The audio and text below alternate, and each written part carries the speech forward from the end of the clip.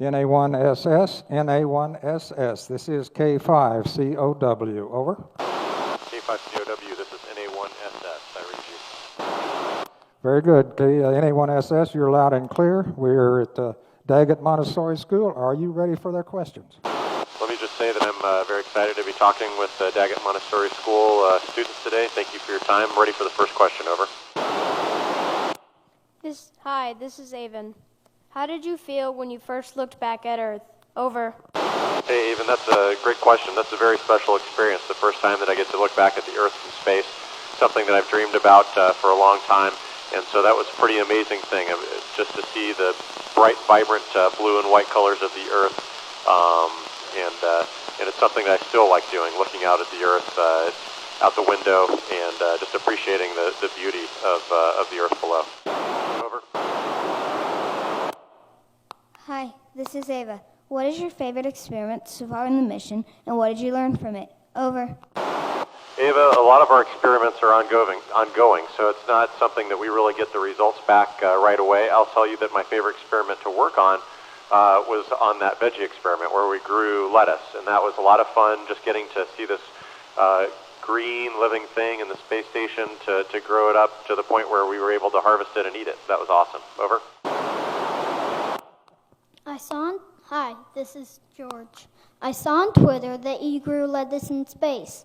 At our school, we have an aquaponics system that we grow lettuce in. How did you grow yours, and what did it taste like? Over. Great question, George. Thank you. You know, I think that we probably have very similar systems. We can't have dirt up here. It would float away. So we had these pillows, plastic pillows filled with clay, and then the plants were kind of seated on gauze on top of the pillows. So I think it's very similar to your system. And then every day I would come in with a syringe full of water, and I would load water into the clay pillow. And that lettuce tasted great. It's a lot of fun to eat fresh food up here. Over. Hi, this is Nathan.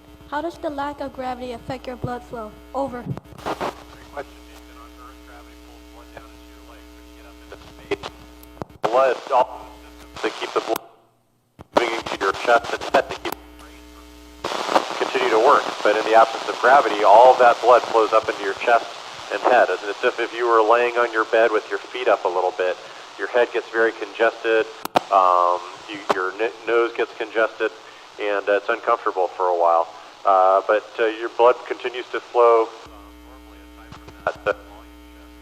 Your heart and your brain get enough blood. Over. Hi, this is Lyra. At what age did you decide to become an astronaut, and what inspired you to do so? Over. Lyra, I wanted to be an astronaut for as long as I can remember, and I think that it had to do with reading and watching movies, and also growing up in a family where my dad was in the Air Force and kind of growing up around airplanes and those sorts of things. But I also had amazing teachers that just inspired me to pursue my dream and made me feel like I could, if I studied hard enough, that I would be able to achieve this goal. And I'm very thankful for all the teachers and instructors and people in my life who taught me and encouraged me.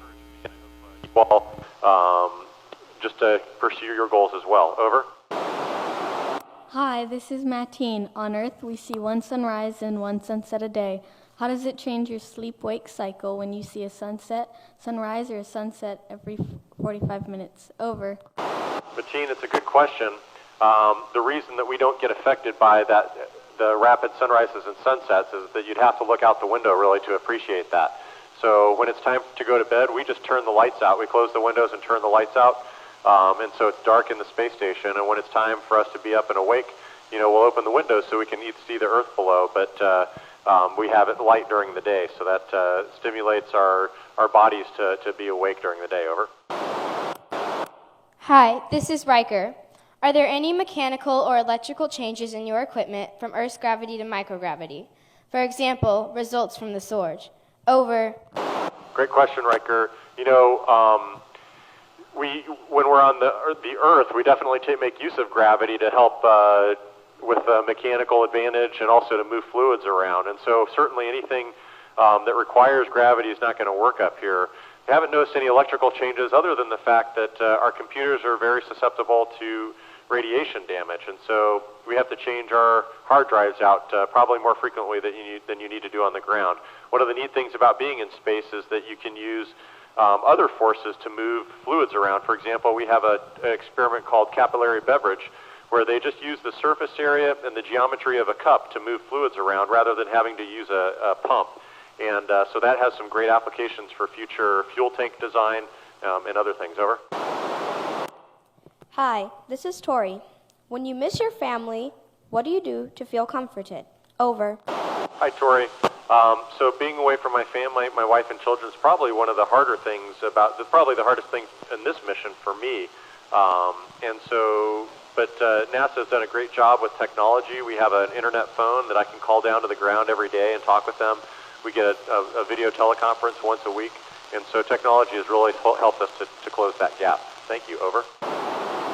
Hi, this is Claire. If someone has a critical medical emergency, such as appendicitis, what would you do?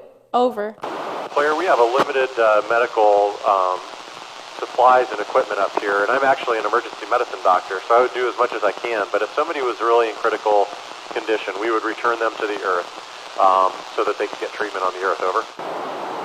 Hi, this is Grace. How does microgravity affect your digestive system? For example, does your food float to the top of your stomach? Over. And doctors in the very beginning of the space program had concerns about that, but there's actually smooth muscle in the digestive system that moves the food along so that things work pretty well. Over. Hi, this is Ava. We read that being in space a long time can have negative effects on your body. How do you feel about this? Over.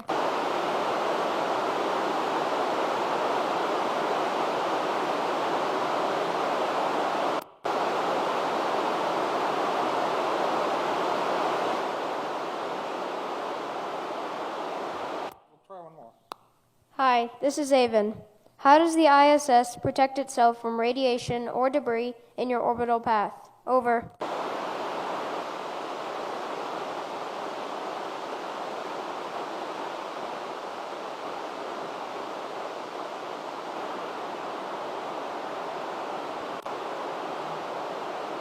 NA1SS, this is K5COW. Do you still read? Over.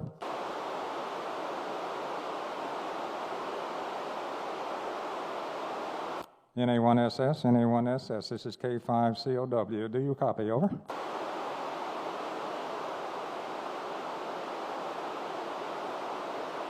NA1SS, K5COW. Nothing heard at this end.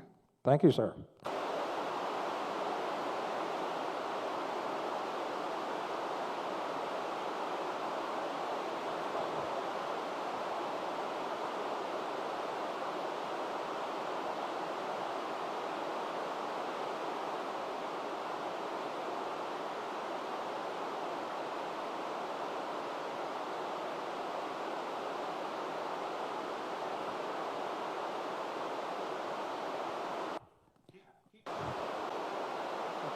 NA1SS, this is K5COW. K5COW, over.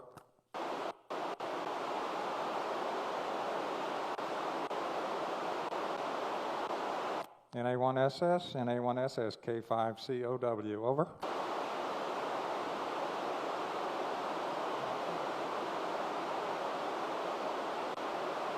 Okay, folks, I think we have lost him. He's gone out of the footprint now.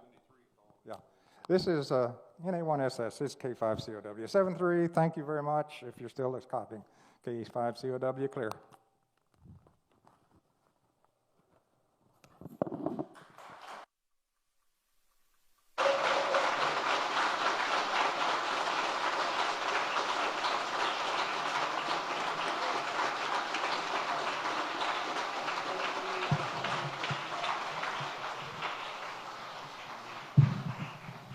Okay, so of our 20 questions, we did get to ask half, and which is pretty good. I really wish I could have heard the one about the food floating up in the stomach.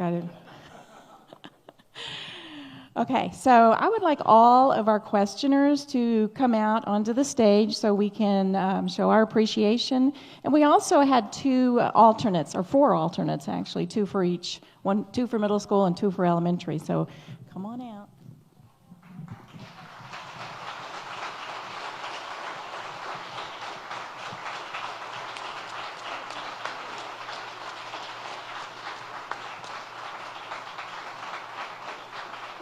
Okay, they really did a great job, and really probably less nervous than the teachers and I are, so great job, guys.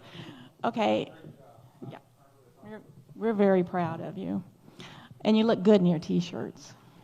Okay, so we have, this took a lot of work on the part of a lot of people, so I'm going to kind of go through the thank yous. First, I do want to thank again and Zeta and Ashley Paz for taking time out of their busy day to join us. One person who helps us a lot with all of our programs is Jeff Davidson. That's Jerry Davidson's husband. But he did, there he is back there, back behind that camera. Thank you so much. And then we have, of course, the Ham Radio Club. All these guys have just been phenomenal. I'm just going to read their names off. Ray Hode, Keith, and y'all might want to kind of wave when I call your name. Ray Hode, Keith Pugh, Randy Thompson, Harold Reasoner, Bill Werner, Tommy Davis. I've got Steve Werner. Tommy Davis, David Darcy, Larry Westmoreland, Mark Callross, and James Weatherford. Thank you guys so much. I know that was a lot of work. I also want to thank Betty Westmoreland. Is she in here? She's got to be in here. Okay, Betty, who first came to me saying, my husband wants to know if you guys would be interested in this. And yes, we were, so thank you.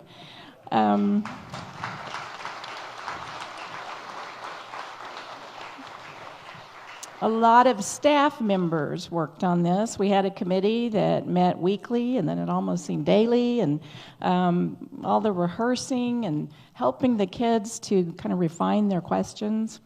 Of course, I mentioned Jerry Davidson. Everybody wave.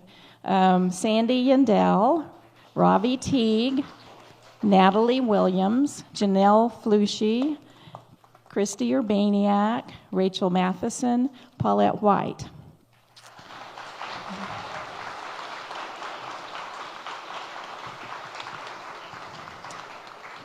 And I know you're probably envious of our beautiful T-shirts, and we have Sally Gouldy. Where's Sally? There she is. Okay. Sally Gouldy designed these T-shirts, and they are just incredible. So thank you so much, Sally. Okay, I think that's it. Did anybody else have anything they want to say? Okay, thank you all so much. You've been a great audience. We are staying behind these kiddos to maybe answer some questions from the press. And we're going to take a group picture and send it to the astronauts. They have asked for that, so. But, okay, so let's, oh gosh, we've got a lot of cameras here. Let's dismiss from the back rows first.